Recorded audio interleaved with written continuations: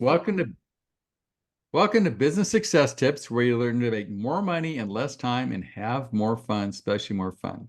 I'm the founder of Contractor Staffing Source, where we help contractors build great teams. I have as my guest today Ivan Vislavskiy. He's with Comrade Marketing. And a little backstory for this podcast. This is the second one because the first one ended because he had a fire alarm go off in his building, which I think is hysterical. This is Anyway, very unique. okay, so comrade, I'll call you my comrade. There we go. That sounds good. So, Ivan, how'd you come up with the name comrade? Yeah, Paul, thank you so much for having me on your podcast. It is very unique experience for both of us, right? This is the first time I have that when fire alarm goes off in the middle of a podcast. Right, so the name Comrade. When we incepted the company, our original name was CF Style Incorporated. Now, don't ask me how we came up with this name. It was sort of, we were pressured to, come up with some sort of name under 2 hour window when we need to file official papers. And that was it. We just, let's call it CF Style. Okay, sure enough. But as we started growing, and we had an employee who was specializing in marketing and branding join our firm. He sort of looked at our name and his first reaction was like, CF Style, we're not going to win any business with this name. No way, no how. So his first suggestion was, we got to redo everything. Let's start with the name. Then we're going to redo our logo, our messaging, our brand positioning, everything needs to go. Well, you are a Okay, marketing company, right? You like got to right. start it from, right? So it was a good time for us to redo it. And one of the reasons why he mentioned, imagine a business owner that's that is looking to select an agency to do a marketing for them. And then they have 4 pitches on the table or 5 pitches or whatever. And one of them is CF Style. Do you think they're going to pick your pitch? No way. CF Style is just an unknown name. It doesn't stand for anything. Now, if we're going to have something creative, something catchy, something that catches their eye, then there's a good likelihood that they'll look, oh, okay, interesting name. Let me see what they have to propose. So Right. this was the original backstory. Now, why Comrade specifically? Because this person was a branding expert, we test them to come up with various options and give us, an alternatives for our, name that wasn't standing up. So he came back maybe a week later. There was maybe 12, 15 different options, but he was strongly going after one specific name, which was Comrade. So when I asked him why Comrade, the story is, well, Ivan, aren't you Russian? And I am Russian. So I guess it resonates with my Right. cultural aspect, with my background. I moved to US when I was 19. I lived here for half of my life. But this was not the primary reason. When we looked at the meaning of the word comrade, by the way, the French were the ones that came up with this name many, many centuries ago before military started using it everywhere. The word comrade means helping one another, get to a specific place or helping with whatever, there is to help. And that really resonated with us because Right. Well, we if someone always is your comrade, they're generally your friend, right? I mean, they're like comrades in arms or comrade. It has a good connotation, right? it has a good connotation, right? It's we always think of this as sharper, right? Like, if let's say if your goal is to reach Everest, but you've never been there, you've never done it, who's going to help you get there? Well, a really good person who's done that previously is going to take your hand, give you all the tips you need to know before getting there, prepare you, and then take you all the way up. That's what comrade means to us, and Cool. this is what we do for our clients. So now back to this. What if when you're looking at your name, I mean, it could be AB Brown Construction, right? And there's always a choice of should I keep it or is it bad enough to change? And what would a new name be? And when you're starting out, it's easy because you haven't got anything to lose, right? But Yeah. if you've been in business for like 3 or 4 years, and you've got a marginal name, nobody likes it, nobody can spell it, and you've got some URL that's .net or .co or something. I mean, my thought is you should have a catchy name, something that people remember, something that symbolizes what you do, and it should be a .com if possible. Is that accurate? 100% agree with you. When you just starting out, I would not worry so much about the brand But because it's harder to number change later, admittedly, because what happens is people get emotional investment. I know this happens. Like I've worked with some clients and they said it's been, AB John Doe construction for like 4 years or 5 years. And they've got this emotional investment in it. They've got it's out there a little bit. And it's always like, should I change it or not? Right. Because they're emotionally invested. They've got some marketing, they've got some brand recognition. Is it worth changing or not? And that's difficult for a lot of people. But how do you like make that decision? What do you consider? um, well, first of all, business goes through various phases of growth, right? So initially, when we start the business, I think number one goal should be focusing on the results and on the outstanding client service. That Mhm. should be goal number one. So I would not worry too much about the brand because that's not what will scale your business. Your client service, your amazing uh, ability to deliver amazing work is what going to push you forward, because that will make you referable. And if people will start referring you, probably they'll use your name more so than your brand. Mhm. They'll say something like, "Hey, go talk to Paul." They'll probably Mhm. not remember your name. Here's his phone number. He's amazing. He's a roofer. He's gonna do your roofs. He's one of the best. I've done my roof, and it didn't cost much. It looks fantastic, and everyone asks me, where I got my roof done. And then as you transition in business, your next phase comes when you transition from a solo, a doer, to a business owner. When you make all kinds of business decisions, then I would consider this as a business decision. Let's come up with a brand that will represent our company well, and let's make sure that the name represents us for who we are, right? Represents our qualities, represents our culture, our history, um, and so on. And at that point, I would go to, if you have an opportunity, go to a specialist, but specialists could be really expensive. Branding as an exercise Well, could there's always cost. Chat GPT, right? There's always Chat GPT, right? But everyone uses Chat GPT. So what's the likelihood that you're going to come up with a unique name? Yeah, Right. it's, but look around you, check your competition. Let's say, what are our top 10 competitors that are very successful? What are their names? Are they that unique or not? Um, for instance, let's take a roofing company. It may be that it would be an overkill that you come up with super overly creative name, but you spend $50,000 and it will not Right. do any dent to you. Right. Same Well, thing goes about the logo. in the old days, Ivan, remember there were phone books, right? Way back Yep, when, right? And yep. triple A roofing was always a good name Was always on top because that's because you were how the the right. phone So you books. were nowadays it's the top of Google, not top of the phone book, right? So it's a Exactly, different exactly. strategy than using triple A roofing, right? Exactly. But also, when you consider in multiple options for your company's name, check for available domain names because you want your domain name to be very similar to your company's name. You don't want your domain name to be super long or not have a .com, Now, and question, rightfully so. should it say what you do? Like we have Contractor Staffing Source, that sort of says what we do, right? .com. So it's a little long, but at least says what we do. So how do you, when you're picking a domain name, should it have what you do in it, or should it be AB Brown Construction or abbrown.com, or should it have construction in it or roofing in it? Should it say what you do?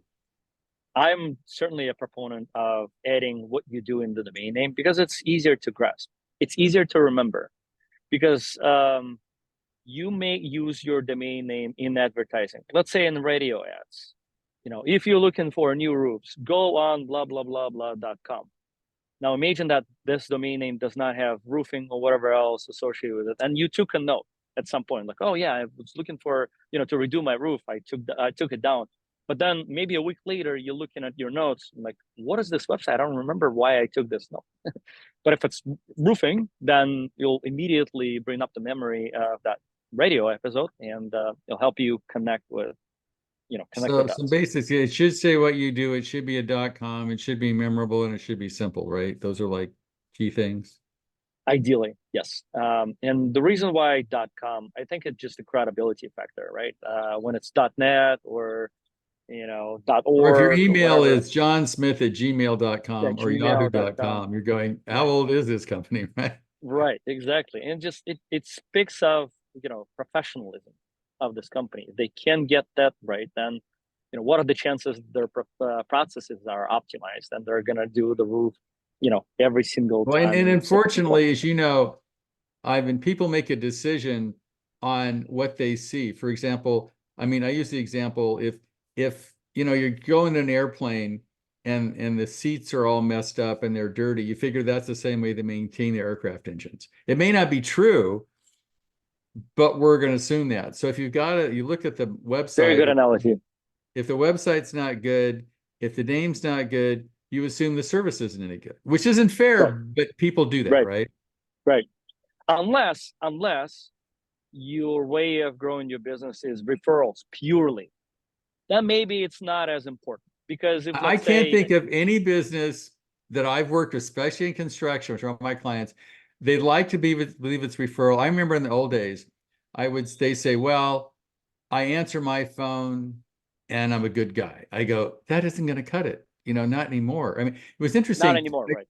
I talked to a venture capitalist, and now there's a bunch of capital coming into construction because AI is Yep. disrupting all these industries based on information.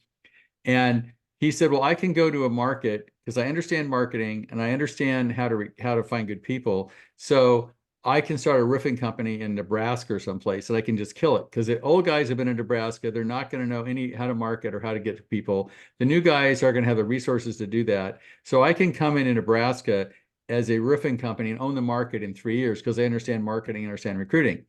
That is something that I think especially true in construction today, because just doing a good job just doesn't do it. I mean, that isn't all it takes, right? Yeah, yes, I generally agree with you. But once again, if you look at the business and business growth in phases, then this initial phase when you just start the business, unless you're a professional organization or looking to scale up your business from day one, Right. most likely what you're going to do is you're going to start small, and you're not going to have a budget to focus on marketing, to invest in marketing, because you're not going to be able to compete with 10,000-pound gorillas that been doing that for many years with a budget of $1,000 per month. Right. You're Well, just not going see, I'm going to say that one of the things that companies make a mistake under, and this is is the two things that have a company, you got good clients and good employees. Then it's easy, right? And it costs a little money to get both. And unfortunately, most contractors start out with just doing a good job, right? And I think in the old days, when marketing and recruiting weren't so important, I thought that'd be fine. You just do a great job, and then we'll be the pathway to your door. But it's changed it. That was before Google, TikTok, all this other stuff. And now, unfortunately, most successful companies are marketing companies that fund their marketing with some kind of product or service. And that's a little scary. I mean, like if you look at what happened to, take Amazon, take Walmart, people have just, killed industries. It's not because their product, they have a good service, but it's because they've got their marketing straight.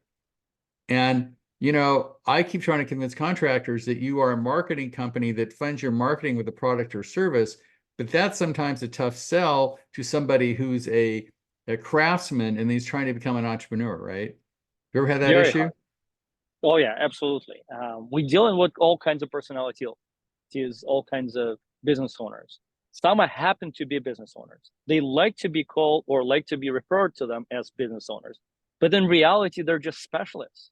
They're just craftsmen, and it's really, really hard to develop a business acumen, because what it takes to run a successful business is having that business acumen, financial education, good HR skills, understanding legal, understanding the processes, understanding the management, right? Building, going through all kinds of management courses And to understand how I to think build marketing the is key fundamentals. because unless you have good clients and good employees, it's a tough industry to be in. And you're going to get, beat up by the guys that do.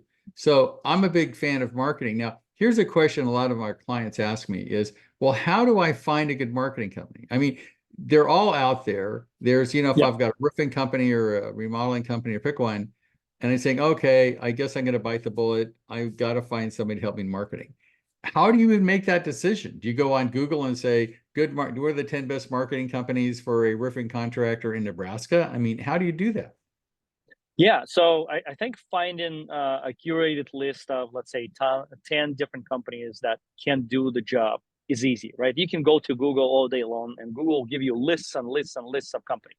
But Right. how do you make a decision past that? Well, you want Is the scary things. I found out the other day that we're one of the top, I think we're the top recruiting company in just construction in the US and Canada. But what happens is I said, oh, here's one of the top 10 recruiting companies. That was started by a recruiting company, right? And so a lot of these that's lists are true. made up by people that are in the business that make up the list, right? That's true. Yeah. So take it with a grain of salt, right? Because all those lists are produced with some sort of interest in mind. But Right. nonetheless, you can go to places like Yelp and so on, but I would not trust them either because they're highly compensated for the top Right. top positions. So that's also not a good indicator. But let's say once you have the list of 10 companies that you want to interview, what I would do first and foremost, I would check their websites. I would check how well they're doing what they're selling. Meaning, check their website. Is their website convincing?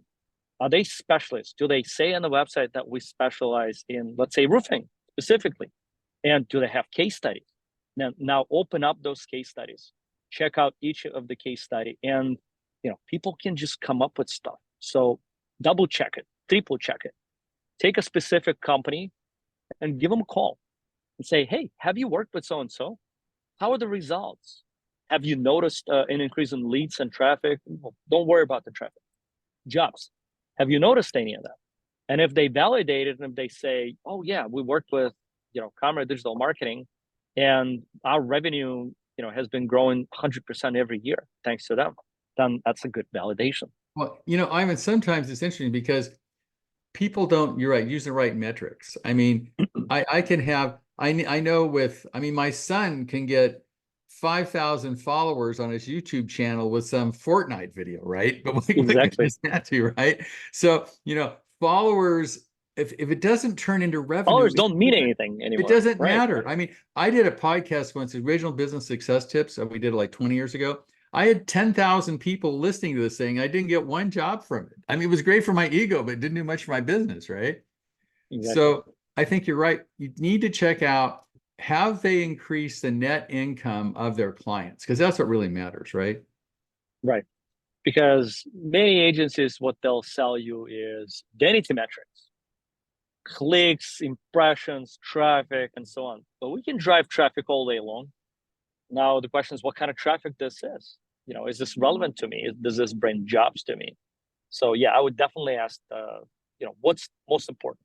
Have your business benefited Right. from Did what they're your going to net sell? revenue and your lifestyle get better, right? Right, right, right. And are you still working with them? And if not, it's a really good question to ask why. How was the communication? Were they responding to you weekly, monthly? Are they proactive? I would ask all of these questions. And by the way, you can always go to ChatGPT, ask ChatGPT to come up with a list of questions to ask It's good on with the that. interview process. Interesting. I had a production builder, and he went from selling 4 houses a month to 4 houses a week by changing his marketing company. It was huge. But, how do you find those guys? I would also suggest try peer groups, right? Try people that that are successful. I mean, obviously, the most successful roofing company in your town is your competition is not going to tell you a secret sauce. But Right, some guy in, 3 states over doesn't care, right? He may right, say, this is my guy. So I think the selection of a marketing company or a CFO is crucial because, as you said, they're kind of your comrades, right?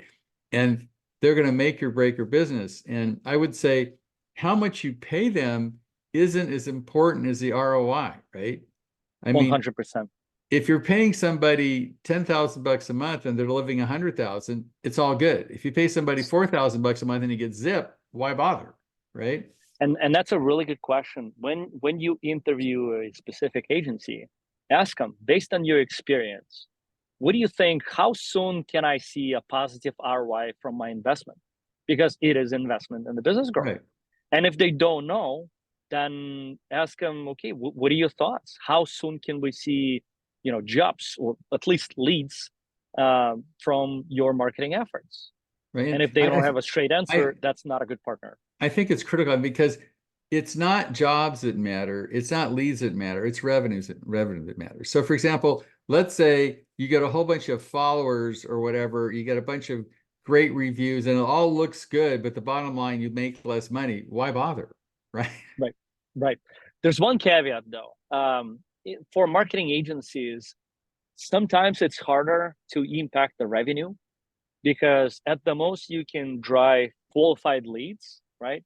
But then closing those leads is on the company, on the individual company. So let's say a Right. roofing company, ABC Roofing in Texas, let's say as a marketing agency, we can drive a ton of qualified leads that are looking for specific types of jobs. Let's say residential roofing replacement in a specific geographical area.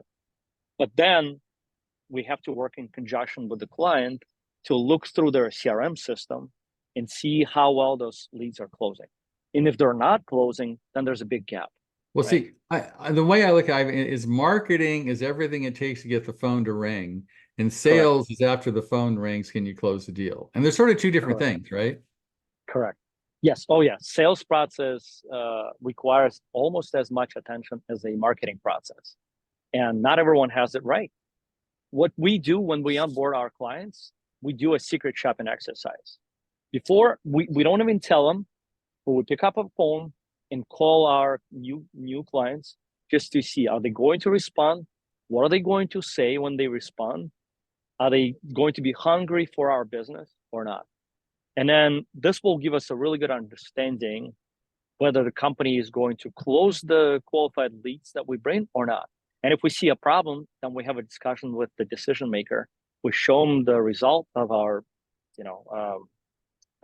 activity, and we'll discuss the potential ways of solving this issue because Now, we're do very you, much impacted by this. so question, is a sales company, sales training different from marketing? Is that like a different thing? Yes, there's so much that you need to do in sales that it's a completely separate subject. Okay. We don't refer to us as a sales coaches. It's a completely different job and so on. But we can provide basic overview and basic ideas on how to improve that. For instance, number one thing that's very important for you to improve your conversion is response time. There's a thing that's called lead shelf time, and it varies for each company. Let's say if you do emergency restoration or emergency jobs, then your lead shelf time might be hours or half an hour or minutes. Minutes. And I whoever mean, is going to respond first is going to get that job. right. I mean, we do that, for example, in recruiting. We respond in real time, right? When somebody hits, I'm applying for the job, the second they hit it, we respond in real time. Because Right. we know that if you're trying to recruit somebody and they're looking at different companies, the company that responds the fastest and the best and looks the most interesting has the best shot. It's the same in Right. marketing, right? So if you call somebody and first, sometimes nobody picks up the phone, which is crazy. I was trying to get Then you lost an opportunity. I was trying to get my car towed once, right? And I had to go through 10 phone companies to find somebody even to answer the phone. And what's crazy is the towing company, if I answered it, their call center was in like 500 miles, 1,000 miles away, but they at least picked up the phone, right? Right. And they got Right. me a tow truck. So, that's crucial. You're absolutely right. So now imagine the marketing agency that could be working for the towing company. You do all the job to make your phone ring, but no one is answering. Then Right. at the end of the day, the executives at the towing company are looking at the results and like, there's no impact from our marketing agency. Let's fire them. Right. But the reality is you guys not doing a good job. So that is why we always look from a position of extreme ownership. If you know this book written by Jacko Willing, Extreme Ownership, amazing book. So he always says that you have to take the full responsibility on you. Even though sales is not within your domain, you got to make sure the client understands that there's a problem in sales. You have to Okay. help them solve it. So for some of our clients where we do the secret shopping exercise and we understand that it takes some hours to pick up a phone, they don't follow up, they don't respond, they don't give you, when they respond, they're not welcoming, they're not asking the right questions. We'll recommend a very simple solution: hire an intake team. Really inexpensive. For instance, for us, for our agency, we use an intake team called Smith.ai, and they, qualify all of our inbound calls. And if they see there's an opportunity, they would automatically schedule a consultation with us. Right. They respond within 5 seconds. That's their rule. Right. If Now, I've someone got, calls 24/7, right. We do that too. we'll There's pick up. actually, I know a couple of roofing companies now using AI, and literally when the phone rings, AI in real time picks it up and says, "Can I schedule an appointment?" And does a whole, which is, it's going to get really weird these days, right? It's Right, like, right. it's not a real person, it's a computer, but you can't Right. tell. And so I would say that, having an agency like yours is going to be critical. And I would suggest somebody, the other thing is you have to like the guy. I mean, I Oh, wouldn't hire anybody you wouldn't have to dinner. It's like, why? Right? Because you're going to have to live with this person. And so to me, once they pass all the criteria, if you don't emotionally connect with a person, it's probably not the right guy. I would agree with that, except for situations where your company is big enough where you're delegating heading the marketing department to someone else. I Then think you most want to of make our sure. clients are small enough they don't have a director of Okay, marketing, right? okay, good, That kind of thing. good. So Because tell me, how do people get in touch with you, Ivan? If they're interested in what you do, would like to find out more about your company, how do you reach you? And do you do any kind of like a free evaluation, or is it yeah, cost? yeah, How did that work? absolutely, absolutely. So the easiest way to get in touch with us would be heading out to our website. It is very easy: comradeweb.com. There's E at the end of word comrade. Some people misspell it. But anyways, I think you'll get it. Comradeweb.com. Just send us a message or call us and briefly explain what is that you're looking to accomplish. What we're interested in is your story. Where are you at right now? What kind of challenges you're experiencing? And what kind of goals, aspirational goals you have? Because we would like to see, if we will be able to help you get there. And in most cases, we are. Then the next step is our marketing expert will get in touch with you and will, conduct what we call a discovery call, where we'll talk about everything else: your ability to scale up, your ability to handle jobs, your ability to change the messaging and your brand, and so on and so much. And we're gonna rehash the objectives once again to ensure that they're attainable. And in most cases, our clients are afraid to go for aspirational goals. They're like, "Well, we want to grow 20% this year." Are you gonna be excited if you're gonna get to a 20% this year? Well, you'll do it. How about we go for 50%? And then if Right, you get to 20% from 50, you're still going to be excited, right? So right. we'll get them excited for sure. Cool. And then following that call, we'll come up with our growth plan with various options. And if clients like it, then they'll hire us. Cool. Great. So my suggestion is if you don't have a marketing company, you should have one because again, I think if you're a construction company, look at the idea that you're a marketing company that funds the marketing of the product or services. It's getting more and more evident that people that are going to win in construction are going to people that do the best marketing and have the best team. Because now doing just a great job isn't all it takes. That's a given. You have to do a great job. But unless you And have great people and you have a great marketing plan, just doing a great job is not going to cut it. and, So and Paul, thanks. can Yes. I add to this just very quickly? I think from all the industries, we're going to see a huge change in about 3 to 5 years, where AI is going to take over and decimate some of the industries. I think construction, trades, home improvement industry is a safe one because it's really hard to replace with AI. But guess what? All the marketers are going to focus on that one industry. So if you're not jumping on wagon right now, if you're not thinking about how do I market myself, then it may be a little too late. So I would encourage you to start today. It's sort of like, the musicians that said streaming music was a fad, right? Sorry.